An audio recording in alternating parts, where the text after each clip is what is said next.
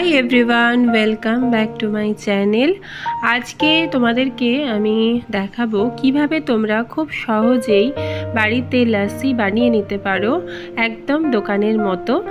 আর এই গরমের মধ্যে ঠান্ডা ঠান্ডা লাস্সি যদি বাড়িতেই বানিয়ে নেওয়া যায় তাহলে তো আর কোনো কথাই নেই। তো চলো তোমাদের সাথে শেয়ার করি কিভাবে তোমরা বাড়িতে লাস্সি বানাবে।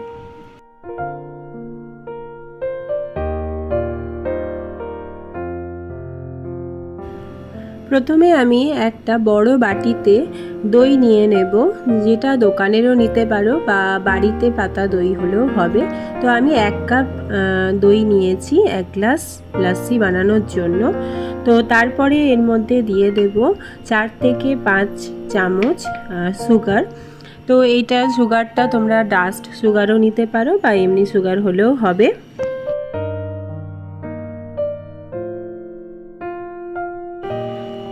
এরপরে চিনি আর দইটা আমি খুব ভালো করে ফেটিয়ে নেব।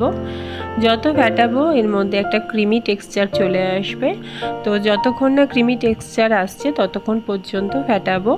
আর মিক্সিতে একেবারেই লাস্সি বানানো উচিত নয়, সেটা স্মুদি টাইপ হয়ে যায়। তো লাস্সি বানানোর জন্য হাতে এইভাবেই করাটা খুব বেশি ভালো এবং সুন্দর হয়।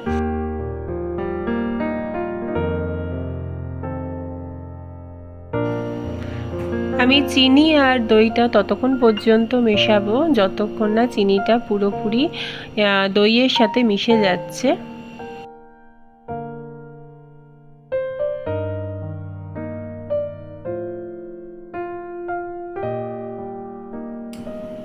এরকমভাবে ফেটাতে ফেটাতে তারপরে একটা টাইমে চিনিগুলো পুরোপুরি মিশে গেছে দইয়ের সাথে, আর একটা ক্রিমি টেক্সচারও চলে এসেছে। তো এরপর তোমরা এর মধ্যে আইস কিউবও দিতে পারো। আমি অল্প করে একদম চিল জল দেব। তো সেই জলটা তোমরা নাও মেশাতে পারো। তো আমি অল্প করে দেওয়ার পরে আবার একবার এটাকে মিশিয়ে নেব।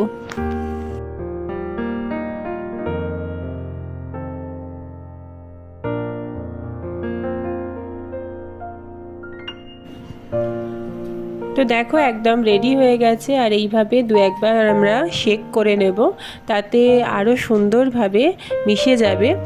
আর ব্যাস রেডি হয়ে গেছে আমাদের লাস্সি। তো এবার গ্লাসের মধ্যে দিয়ে তোমরা চিল একদম ঠান্ডা ঠান্ডা এই গরমে লাস্সি বাড়িতেই তৈরি করে সার্ভ করতে পারো।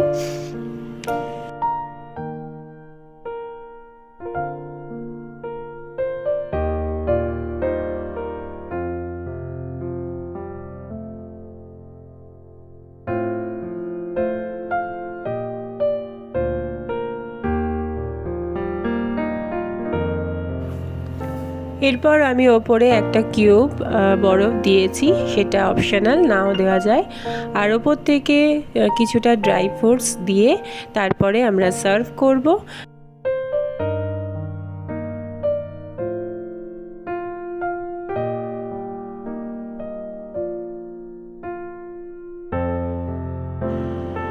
আর দেখো একদম রেডি হয়ে গেছে বাড়িতেই তৈরি করা দোকানের মতো লাস্সি। আর এই গরমে ঠান্ডা ঠান্ডা লাস্সি এরকম বাড়িতে বানিয়ে তোমরা সার্ভ করতে পারো।